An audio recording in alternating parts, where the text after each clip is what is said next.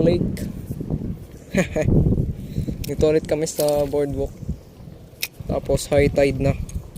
Nakita nyo naman high tide. High tide. So, daming banban or tarpon na active.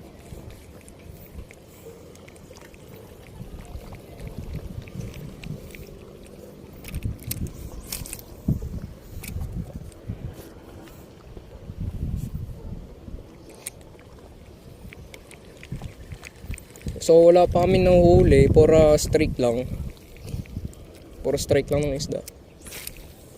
Tapos yun lang. C1 daw kanina. Bumitaw daw yung nahuli niya. Kasi maluwag, masyadong maigpit. Tapos maluwag yung drag niya. Diba ang galing? Sayang, dalawa na daw yun eh. Tapos nawala pa, nakawala. So, balikan ko na lang pag nakahuli na kami. Tahan ko kayo. Bye bye. Guys, balita. Yun. After ilang cast, nakahuli na rin ako. Yun oh.